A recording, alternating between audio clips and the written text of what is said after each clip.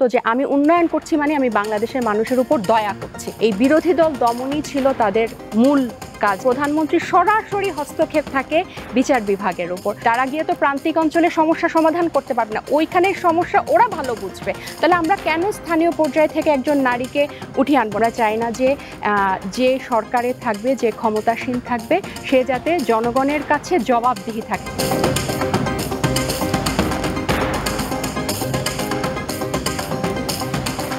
আপনার দলের পক্ষ থেকে বলা হচ্ছে যে মৌলিক সংস্কারের যে রূপরেখা আপনারা দিচ্ছেন তাতে মূল তিনটি বিষয় ফোকাস পয়েন্ট আপনারা রেখেছেন, যে ক্ষমতার ভারসাম্য, জবাবদিহিতা এবং বিকেন্দ্রীকরণ। এই বিষয়টা দিয়েই শুরু করতে চাই। কেন এগুলো আসলে জরুরি আগামী নির্বাচনের জন্য? আপনাকে ধন্যবাদ এবং আমার সহ আলোচক মোশাররফ ভাই এবং দর্শক যারা দেখছেন সবাইকে শুভেচ্ছা। আমাদের গতকাল জাতীয় ঐকমত্য কমিশনের সাথে দ্বিতীয় দফায়, প্রথম লটের দ্বিতীয় দফায় আমাদের যে সংস্কার সমন্বয় কমিটি প্রতিনিধিরা ছিলেন তারা আলাপ শেষে এই মূল তিনটা কথা মূলত আমরা আরও প্রিসাইসলি জনগণের সামনে রাখতে পেরেছি। তো এই যেমনটা আপনি বলছিলেন, ক্ষমতার ভারসাম্য এবং হচ্ছে জবাবদিহিতা এবং বিকেন্দ্রীকরণ। তো আমি যদি একটা একটা করে বলি, ভারসাম্য বলতে আমরা আসলে এই যে রাষ্ট্রের যে তিনটা মেইন পিলার, হ্যাঁ, যে নির্বাহী বিভাগ, আইন এবং বিচার, এই তিনটা পিলারই দেখা যায় কোনো না কোনোভাবে, মানে এমনভাবে আমাদের রাষ্ট্র কাঠামোটা সাজানো যে এই তিনটা বিভাগেরই হচ্ছে ক্ষমতার মূলে হচ্ছে প্রধানমন্ত্রী। তো যার কারণে এই একটা চেক অ্যান্ড ব্যালেন্স না থাকার কারণে আমরা বিগত দিনে দেখেছি যে এই তিনটা বিভাগকে কুক্ষিগত করে বা কবজা করে বা এই তিনটার উপর ক্ষমতার অপব্যবহার করে কিন্তু একটা স্বৈর শাসক গত 16 বছর ধরে খুব দাপটের সাথে টিকেছিলেন। এবং এর ফলে আমরা দেখলাম যে গত জুলাই আগস্টের যে গণ অভ্যুত্থান এবং তাকে সরানোর জন্য বা এই স্বৈর শাসকের এই পুরো অধ্যায়ের সমাপ্তির জন্য অজস্র মানুষকে শহীদ হতে হয়েছে, রক্ত দিতে হয়েছে। এবং এছাড়াও এই পুরো 16 বছরে কিন্তু অগণিত গুম, খুন, বিচার বহির্ভূত হত্যা এবং বিশেষ করে আমি যেটা একদম উল্লেখযোগ্য করে বলতে চাই, আমাদের অর্থনীতি একদম শূন্যের কোটায় নেমে এসেছিল। সো পুরো দেশ সামগ্রিকভাবে, পুরো রাষ্ট্র কাঠামো এই প্রধানমন্ত্রীর একক ক্ষমতার কারণে কিন্তু আমরা খুব বাজেভাবে বিপর্যস্ত। সো আমরা এটা আর ফার্দার চাই না। এটা হচ্ছে একদম পরিষ্কার করে একটা কথা। এখন কিভাবে এই তিনটার মধ্যে ভারসাম্য আনবে, আমরা কিন্তু সংস্কার কমিশনের সুপারিশের প্রস্তাবে আমরা কিন্তু এটা পেশ করেছি। আরেকটা হচ্ছে জবাবদিহিতা বা স্বচ্ছতা, যেটার অভাব কিন্তু বিগত দিনে সব সময় ছিল। আপনার তাদের এই যে অর্থনৈতিক বলেন বা বিভিন্ন রাজনৈতিক সমাধান বলেন, সব কিছু থেকে কিন্তু জনগণ দূরে ছিল, জনগণ অন্ধকারের মধ্যে ছিল।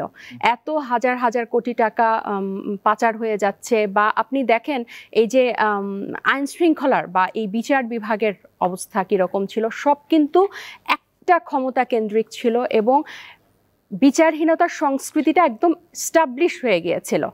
কাউকে কিন্তু কোনো আপনি জবাবের আওতায় আনতে পারবেন না। জবাব চাওয়া তো দূরে থাকুক, আপনি যদি আপনার নিজস্ব একটা মত প্রকাশ করেন বা একটা ভিন্ন মত প্রকাশ করেন, সেটার জন্য আপনাকে মামলা, জেল জুলুম হয়েছে। এবং যে সকল বিরোধী রাজনৈতিক দল বিগত 16 বছরে ছিল, তাদের উপর অসংখ্য মামলা শুধু এই কথা বলার জন্য। এবং এই বিরোধী দল দমনই ছিল তাদের মূল কাজ, এই জাস্ট স্বচ্ছ মানে জবাব চাইলেই। সো এটা কিন্তু আর আমরা পরবর্তীতে চাই না। আমরা চাই না যে সরকারে থাকবে, যে ক্ষমতাসীন থাকবে, সে যাতে জনগণের কাছে জবাবদিহি থাকে যে আমি আপনাদের টাকায় এই কাজ করছি, এই উন্নয়ন করছি। যখন হয়, কিন্তু আপনার কি মনে হয় অন্য যে বড় রাজনৈতিক দলগুলো আছে তারা এই ধরনের এই যে ক্ষমতার ভারসাম্য, বিকেন্দ্রীকরণ এগুলো চাইছে না? এগুলোতে আমি আগের কথাটা একটু শেষ করি যে এমন একটা আওয়ামী লীগ সরকার বা বিগত ফ্যাসিস্টরা এমন একটা ভাবে প্রকাশ করতো যে আমি উন্নয়ন করছি মানে আমি বাংলাদেশের মানুষের উপর দয়া করছি। আসলে কিন্তু এটার জন্যই তাকে কিন্তু সরকারে বসানো হয়েছিল এবং আইনগুলো এমনভাবে প্রণয়ন করেছিল, যে এমনভাবে রাষ্ট্র কাঠামোটাকে তৈরি করেছিল যে মানে সরকারের বিরুদ্ধে কথা বলা মানেই সে দেশদ্রোহী, মানে দেশের বিরুদ্ধে কথা বলা। এখন আপনার এটাতে আসি, এই যে এগুলো করার জন্য যে সুপারিশগুলা আমরা কিন্তু ভোটার থেকে 3টা সুপারিশ, এগুলো অন্য দলগুলো চায় কিনা, আপনাদের প্রজেকশন কি?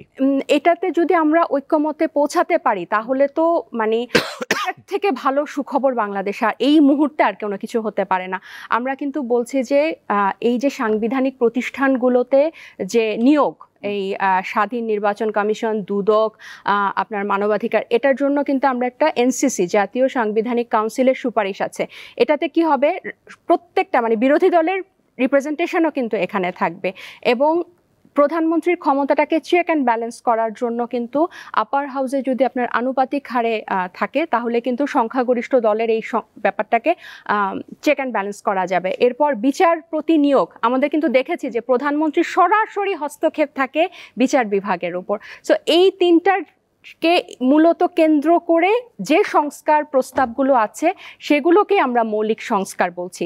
যে সংস্কার, যে সুপারিশগুলো বাস্তবায়ন হলে এই তিনটা জিনিস নিশ্চিত হবে মোটা দাগে। এবং আরেকটা যে দেখেন আপনার আমরা যে বিকেন্দ্রীকরণ বলছি, সংরক্ষিত নারী, আমি যেহেতু একজন নারী আমি এই পয়েন্টটাই বলি, সংরক্ষিত নারী আসনে সরাসরি ভোটের আবেদন এটা গত 53 বছর ধরে আমাদের অনেক উত্তরসূরি নারী সংগঠকরা বা নারী রাজনীতিবিদরা করে গেছেন। এটা করলে কি হবে, প্রান্তিক অঞ্চল থেকে কিন্তু নারীরা সরাসরি ভোটের মাধ্যমে কিন্তু প্রতিদ্বন্দ্বিতা করতে পারবেন। এই ফলে স্থানীয় যে প্রতিনিধি আছে, নারী প্রতিনিধি আছে, তারা উঠে আসবে।